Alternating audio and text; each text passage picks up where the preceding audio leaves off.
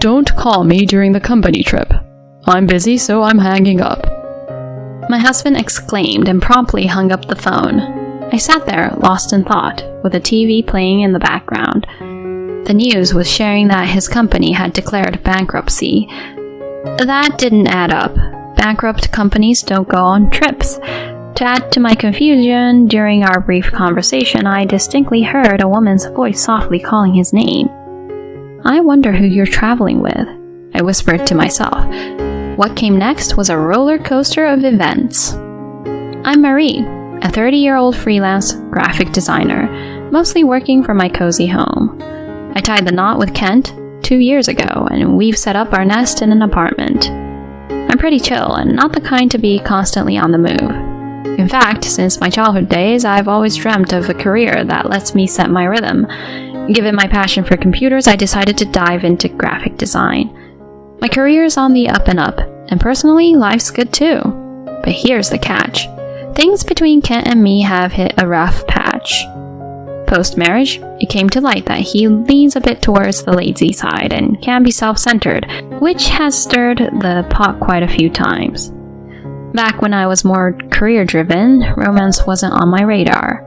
My folks never pushed the marriage agenda on me, and since my younger brothers happily married with kids, they felt content. I never bought into the whole marriage is the pinnacle of joy for women concept. There's so much more to life. Concerned for my single status, my friends decided to pull me into a mixer. Not wanting to blow them off and a tad curious, I showed up. That's where I bumped into Kent. He was the life of the party, and super easy to chat with. Given it was my first mixer and I was jittery, it felt good to talk to him. Fast forward, we clicked, swapped numbers, and the rest is history. My friends thought I hit the jackpot because he was with a big shot company, raking in the big bucks. Lots of ladies had their eyes on him. Our days together were a blast and things moved pretty fast. We were a year in when he popped the question, and I said yes. The honeymoon phase was dreamy, but then reality hit. Sure, he's with a prestigious firm, but he's not thrilled about it. He's all about making a quick buck and kicking back. I've lost count of how many times I've heard him rant. The work's just too much. Networking, guiding the newbies, and the endless socializing. I mean, the pay is great, but why did I get myself into this? At least I can splurge however I want. Now I adore my job, but prefer to keep things low-key socially, so I get where he's coming from. But the man loves to burn cash. Spoiler alert, I'm actually pulling in more cash freelancing now. I've been chipping in more for our day-to-day expenses while he's busy pampering himself. I've tried getting him on board with saving, especially with the economy going downhill, but he's like a broken record. I'll start saving. Someday. I mean, think about it. What if we can't have fun when we're old and frail? Wouldn't that be a waste? I once wondered if this spendthrift mindset was because we didn't have kids. When I broached the subject, he was all, "Of course I want kids." But if that's the plan, we should be socking away more cash. Every time I bring it up, he's evasive. He can't make up his mind to save his life. And don't even get me started on housework. From laundry and dishes to cleaning and trash duty, guess who's on it? Me. I've tried getting him to pitch in, but it's always half-baked. And if I call him out, "Enough with the lectures, it's easy for you working from home. You've got all the time, so just deal with it." I've thrown in the towel, trying to get him to lend a hand. It only adds fuel to the fire, so I take care of everything. My patience with him is wearing thin. Lately, something's off. For a guy who's not that into his job, he's been clocking in a ton of OT and even working weekends. He'd occasionally drop a text saying he's bunking at the office and to skip dinner for him. I've tried getting a heads up, but he's always non-committal. Hey, if you're going to be at work late, give me a heads up. It's frustrating finding out after I've cooked dinner. Feels like I'm just wasting food. He shot back with some hand waving. "I get it, my bad. But the company's been on a roll lately and I keep getting tasks thrown at me out of nowhere. Turning them down doesn't look great to the boss. Just hang in there with me, alright?" The company's doing better? Funny, I haven't noticed an uptick in your overtime or weekend pay. Not everything shows up right away. You'll see the perks down the road. Trust me, with the way our company's going, bonuses are bound to get bigger. His explanation sounded somewhat plausible, but there was something off in his eyes. A quick online search of his company didn't turn up any news about a financial boost. There's something else going on with him. He typically steers clear of company parties and trips, saying he's not into the whole social scene. On the rare occasions he'd come back in a foul mood, but recently he's been hitting up more of these events. When I asked him about the change of heart, he just said he started to enjoy them. I'd be cool with him going out more if it weren't for the sly smile he's been sporting at these events. And get this, he's suddenly into dressing sharp. It used to be he'd wear anything as long as it was comfy. Now he's all about the pricey threads, saying it's not professional to dress all casual. Since when? Also, every time his phone rings lately, he makes a beeline for his room or the bathroom. If I mention he could just answer it there, he brushes it off, saying it's a big work call. How many big work calls can one guy have? I'm starting to think he's keeping something from me, and my suspicions would soon be confirmed in the worst way possible.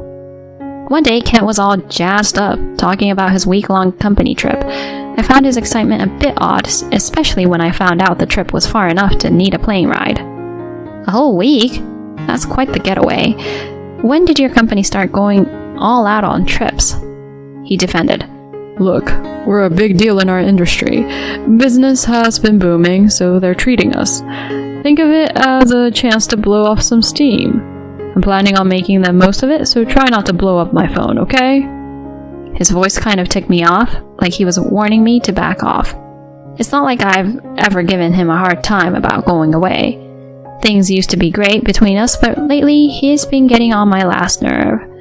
As he got more and more excited about this trip, I felt more and more down. The day after he took off, I was just chilling with my morning coffee and the news when the anchor dropped a bombshell.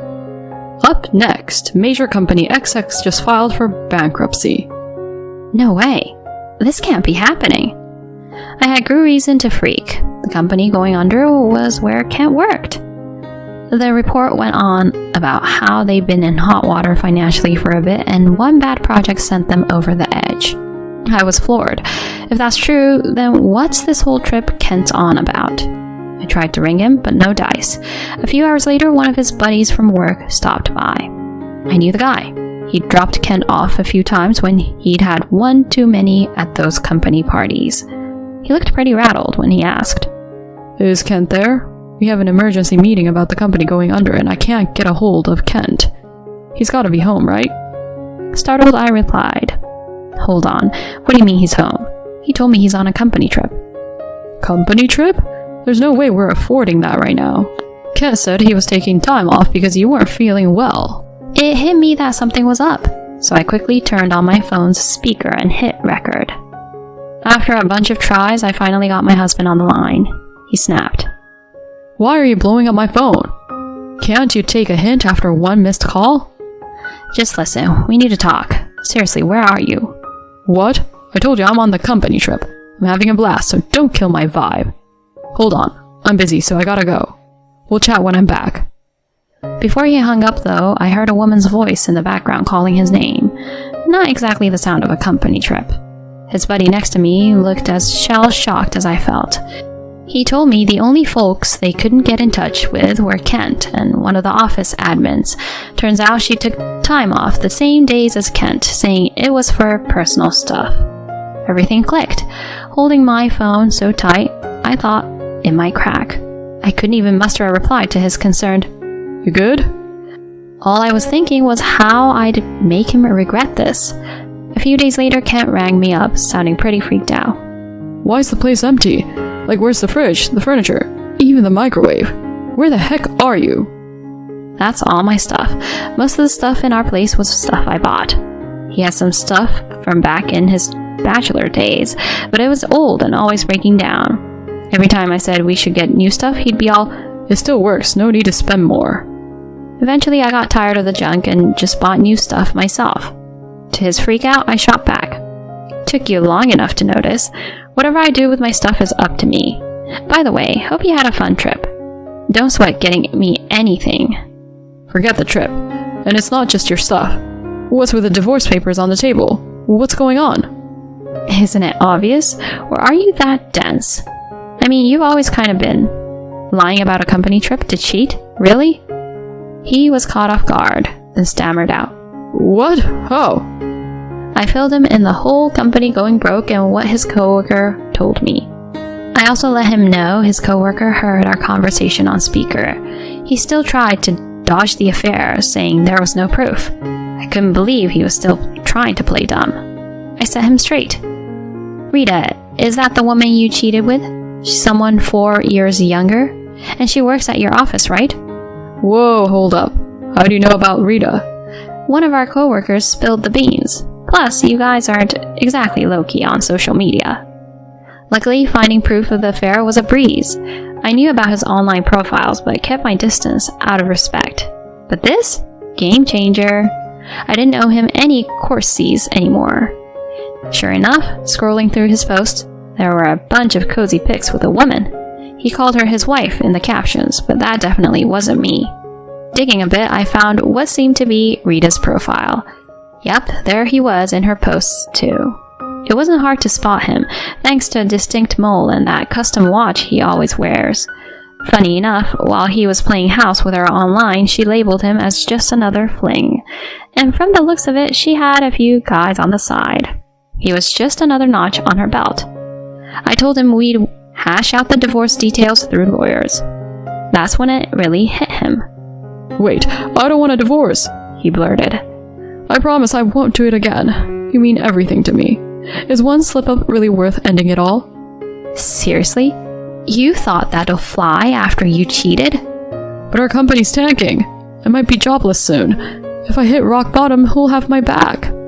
Hearing him say that, my patience snapped.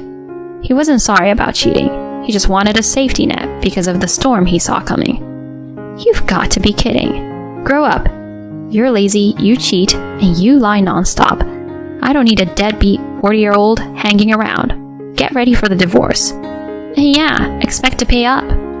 He broke down, but I was done and hung up. We ended up getting divorced, and both he and Rita had to pay me a pretty penny. Now I'm living it up in my own place and loving every second. A couple of weeks after the dust settled, I bumped into one of Kent's old work buddies. Got a little update on the gossip train. Turns out the company, after some major changes, is still around but under a new name. But Kent and Rita, with their little secret out in the open, were among the first to get the boot. He's been hitting the job market hard, but it's tough out there and he's striking out left and right. Plus, with his family cutting ties, he's out in the cold. Someone said they saw him cleaning bathrooms at a train station.